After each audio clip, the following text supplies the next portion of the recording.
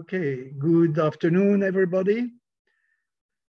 Since the creation of the State of Israel in 1948, anti-Semitism against Jews turned progressively from hatred against Jews into anti-Zionism against the State of Israel. One could say no much difference, as everybody knows that Israel is the country of the Jews. But at least with this transformation, racism against humans is changed into politics against the country.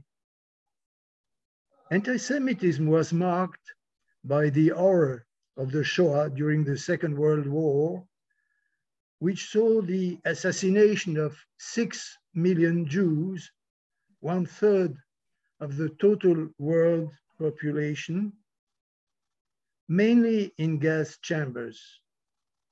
For people who hate Jews, and I never could understand why such hatred has ever existed, it is easier for people who hate Jews to, and even more comfortable, to turn the hatred against a human category into the political hatred of a country. The anti-Zionism was promoted, of course, by the anti-Semites and also by many of the leaders of the Arab and Muslim world. Fortunately, during the more than 70 years since the creation of the State of Israel, things have changed progressively in a favorable way. Firstly, Egypt. Egypt was one of the greatest, is one of the greatest and most populated countries of the Middle East.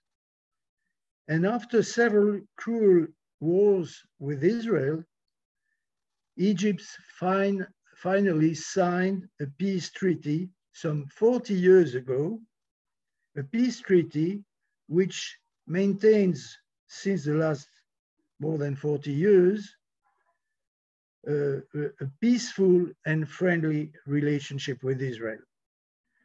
Egypt was then quasi immediately followed by another neighbor of Israel, the Kingdom of Jordan.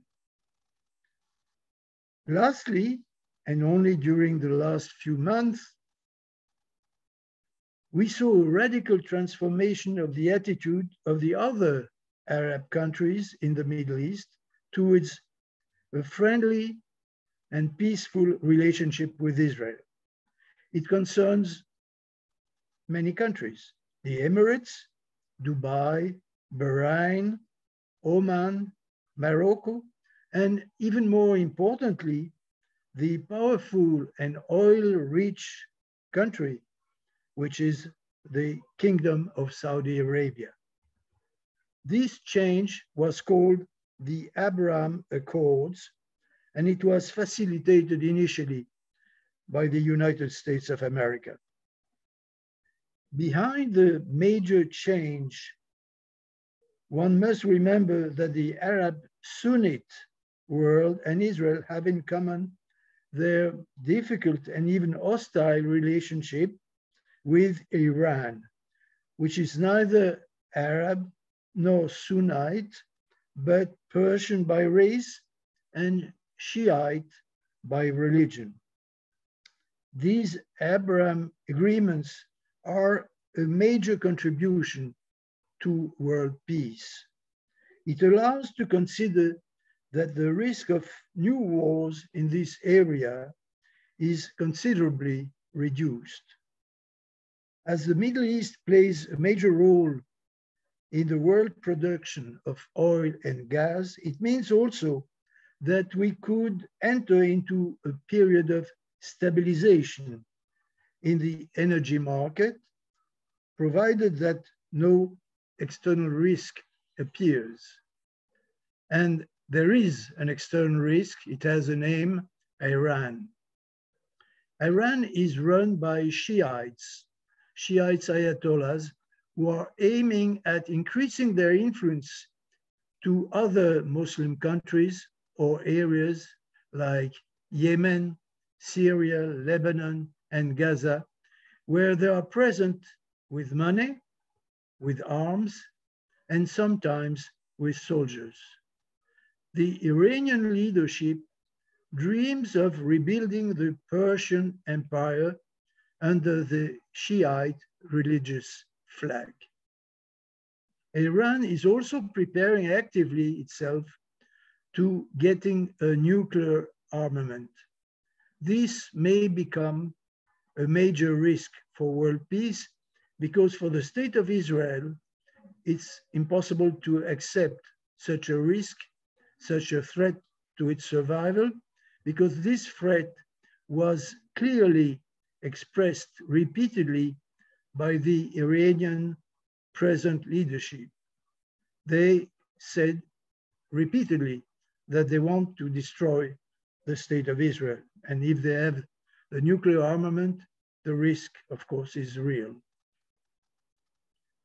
The Western world, USA, UK, and Europe, mainly, did sign at the time of President Obama an agreement with Iran on this issue with the purpose of at least delaying the Iranian nuclear project.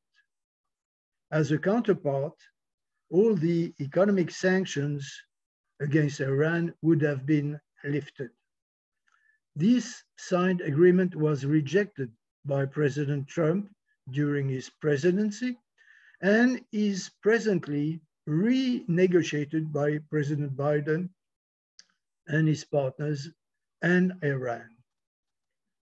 I do hope that all parties will find reasonable solutions.